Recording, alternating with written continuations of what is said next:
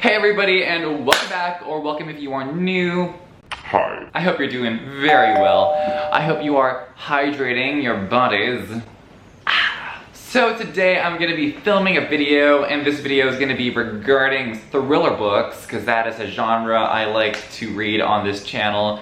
So today I'm going to be giving you a list of thrillers with amazing plot twists. And in addition to that, I'm going to be recommending some other thrillers that I read recently that I thought were just really good that I haven't, given as much love to on this channel. So let's dive right in. So the first book I'm going to talk about is from Alice Feeney herself. I recently read Daisy Darker, her most recent book, and it was not good. Nuh-uh, that was a 2-star read for me. I don't get these Agatha Christie retellings. Can you just stop? Or do one that's good, because so far this year I've gotten Daisy Darker and friggin' 9 Lives. I can describe Peter Swanson's writing process. He rolled out a newspaper, took a giant shit on it, and smeared the shit on the newspaper. Okay, so it's been shit up the anyway. I was like, even though I hated this friggin' twist, I do want to read more books that do have this caliber of suspense building and do leave me on the edge of my seat and hopefully deliver in the end, in the final twist department. And so today I'm going to be telling you to read Sometimes I Lie by Alice Feeney. I think this is one of her earliest books. It is so fucking good. This is a domestic thriller, so it's filled with tea and juicy stuff. I think you should go into this book knowing as little as humanly possible. Okay, so we basically follow this woman. She's in a coma, and she starts to wake up still in the coma and hears people around her talking, and they say that she was in an accident which she can't recall. And basically, given what she can hear, she pieces together the fact that she is in a very dangerous situation. And then throughout the book we cut to the past and see what her life was before the coma happened and what built up to this dangerous situation that she has found herself in. It is good, it is fast paced, it's got some twists. And I was under the impression, given books like His and Hers and Rock, Paper, Scissors and Daisy Darker, that it was just gonna be one big twist, one huge twist towards the end. But no, oh my gosh, it is literally a normal book, and then at the end it's twist and twist and twist. Also, the main character is an unreliable narrator, and the title alone is Sometimes I Lie, so she is a liar. Okay, so you never know who to friggin' believe, and I swear there are 3 timelines, and every single timeline is super interesting, and you think that one of them has no relevance to the story, but when you find out the last line of that timeline, bitch, goosebumps for days. So that's number 1. Number 2 is The Arrangement by Kirsten Moglen. This is a book that isn't genius by any means, but the twist at the end, it got me, and up until then, it was tea, it was juicy, it was fun trash. Okay, so basically we follow this couple that comes to this arrangement where they are allowed to cheat on each other. Basically, so every month they are allowed to go on a date, and the other person in the marriage has no right to know what's going on. And basically, things go as well as you think they do, and there's this other rather nefarious plot coming into play. And this is another book that I think you should go in knowing as little as possible. The ending had a huge reveal that was just like, what the actual okay? I know that this book has 2 sequels, but given what I've heard of the sequels, I honestly think that this should just be a standalone. Like, I really have no desire to know more. This is one of those books where I do not want to know what's gonna happen after. Like, I don't want the answers, I just want that to be it. Alright, so another book I want to recommend, and by the way, this is me on a totally different day because I filmed this video some weeks ago, and since then I have read some other books that I was like, I did not vlog this, so I need to shove this in a freaking video. So one book I'm gonna talk about because I loved this book, and that is Jar of Hearts by Jennifer Hillier. Now, I have never read a Jennifer Hillier book before until now. My friend Haley over at Haley Hughes was like, McKay, listen to me. If you don't freaking love this book, I'm gonna go on a live stream and eat one of my socks. So I was like, that would be fun. So I went ahead and read the book, and I gave it 5 stars. So there's gonna be no sock eating, I regret to inform you, but this book is really good, and it'll keep you up late at night just desperately wanting to know what's gonna happen. So we follow this woman who has this perfect life, and one day everything is upended when she is arrested for the murder of one of her childhood best friends. And apparently she collaborated with a boyfriend of hers who has been accused of the murder, and she helped him cover it up, and she went to jail, okay? So for the first portion of the book, we follow her as she's in prison. We don't exactly know the circumstances surrounding her past, but there are some flashbacks that do tell us what happened, and slowly we piece together the entire story as the book goes on. And while she's in jail, she learns that her boyfriend had escaped from prison, and after his escape, there had then started a string of murders that had a very uncanny resemblance to the one that had taken place in the past. And these murders were taking place around the area where she lived, okay? In addition to those similarities, there is an extra component to those murders that I'm not gonna spoil that is quite different from the one that had happened in the past. And this leads them to believe that there is something more nefarious going on beyond an escaped killer going back to his MO. So I love this book. It was very tightly plotted. It was a lot darker than I expected it to be, which is why I loved it so much. When it comes to thriller recommendations, Haley really does understand the assignment. What I loved so much was the characters. Jennifer Hillier is really, really good at writing characters that you connect with on an emotional level, and not even the main cast of characters. Like, there's a certain scene where a detective tells the mother of one of the victims that her daughter was killed, and the mom starts giving a backstory, and that scene made me cry, okay? So even the side characters that we normally just gloss over in thrillers of this sort had such nuanced emotional depth to them. The motivation of the perpetrator at the end was very shocking, very dark. I truly was on the edge of my seat the whole time. This is a proper thriller that had me guessing, and I was totally wrong, which I love for myself, okay? So I really love this book and think that you will love it too. Another book I really, really enjoyed was one that I wouldn't really classify as a thriller, okay? But this is one of those books that leaves you in the dark regarding certain things for so long that it does start to get thrilling, even though I personally would classify it as a dark, character-driven drama, and that's gonna be Boy Parts by Eliza Clark, okay? Now this book, so I had a wager with Haley over on Jar of Hearts. I had a wager with myself regarding Boy Parts because like 30% into this book, I posted a story to my Instagram and I was like, if I don't give this book 5 freaking stars, I'm gonna delete everything that I've ever done. And sure enough, when the book ended, I gave it 5 stars, and that's not because of the pressure I put on myself. It's actually because this book made me want to be best friends with the author so bad. This character we followed felt so real. The movies they talk about, various things that I thought nobody else knew, this character was talking about, I felt like an author wrote someone that I wanted to be best friends with for the most part. I'm not gonna get into spoilers. I feel like I want to be best friends with this author because this character was alluding to things that only I thought I know about. Like, have any of you heard of the documentary Sex, the Annabelle Chong story? No, obviously not. But it's a documentary that I saw and really loved, and we follow this real-life porn star named Annabelle Chong, who's known for starring in the world's biggest gangbang, where she did like 250 men in a day.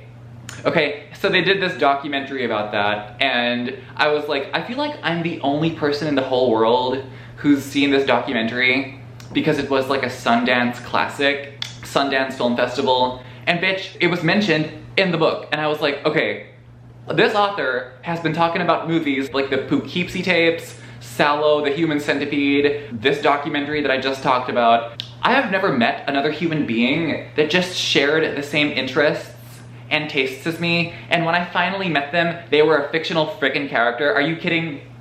Life sucks. Anyway, In my amazing tangent, I totally neglected to tell you all what this story was about.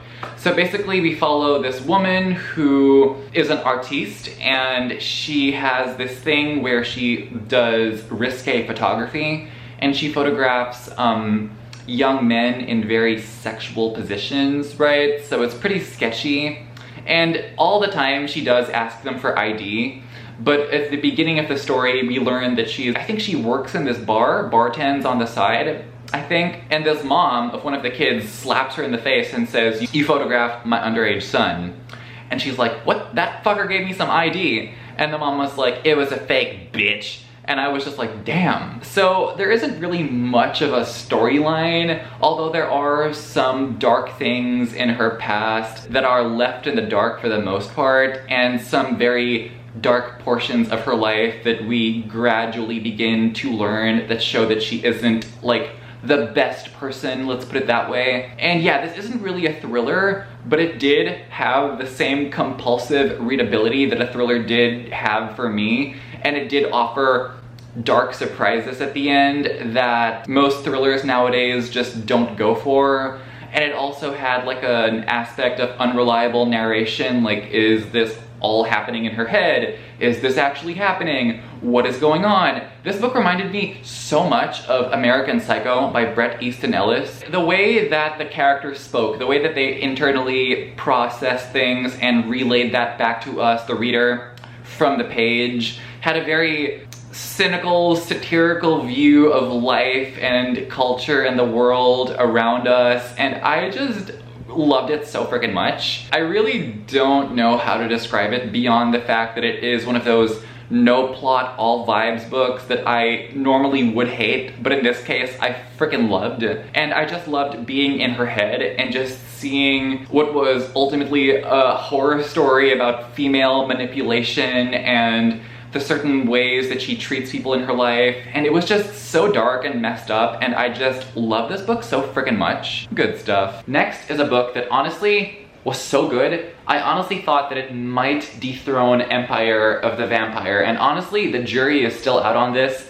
This is one of the best books I have read all freaking year. Saving Noah by Lucinda Berry. Oh my gosh. Y'all, this book, I have read so much extreme horror in my life, on this earth, in my existence. I don't think a book has ever made me as uncomfortable as this. It's not really a thriller per se. It is a very dark and disturbing family drama. Basically, we follow this mother who learns that her son, Noah, is a pedo. Okay, so basically he is this handsome, achieving, straight-A student, athlete, the most perfect kid you could think about. But at the beginning of the book, we learn that he has admitted that he has done something to these little girls who he was coaching to swim, I think. We follow the point of view of a mother who loves her kid, and it doesn't condone what Noah does by any means, but it is so, like, sad and so emotionally impactful. Reading from the perspective of someone who loves a monster, you know? It just felt so real, and I couldn't believe some of the things this woman was thinking. I was like, yo, you need to not think that, miss. It was very uncomfortably immersive, but never exploitative. She doesn't linger on the crime in a very salacious manner. It is a very sad, heavy, depressing read. This is one of those books that you're gonna read, and then afterwards, you're gonna need a stiff freaking drink, okay? There is a plot twist at the very end of the book that completely shocked me. It floored me. It recontextualized a lot of what I had just read. Like, I almost want to go back and read the entire book knowing what I know, because I was like, shit. Like, it really changed the way I saw a lot of the story. I'm getting goosebumps right now just recalling this information and delivering it to you in a spoiler-free manner. But damn, this book is a lot. It was a punch to the gut. Next. Now I'm gonna tell you about the best thriller that was released in the year 2022. So this book is The Last Housewife by Ashley Winstead.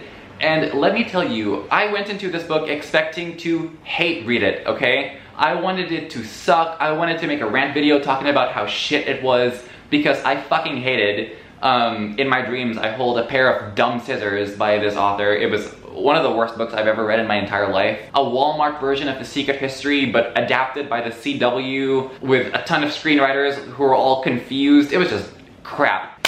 Who allowed this woman to write the best thriller I have read all freaking year? This book is so good. At first, it follows the same beats as In My Dreams I Hold a Knife, in how we follow a character who had something traumatizing happen in her past, and she's going back to the place where the traumatizing event happened because of events in her future. But then after that, it goes completely in a different direction that I did not expect. If I were you, I would go into this book knowing nothing, okay? And this is one of those thrillers that goes to such dark places. Like, there are very specific trigger warnings that I would have to give that I think you need to look up. Because, like, yeah, this is a thriller that goes to places that are pretty dark. Like, some of this was like borderline Karen Slaughter, honestly, with the amount of abuse that happens in this story. We follow this woman named Shay, whose college friend turns up dead one day, and this death is linked to the university. So she and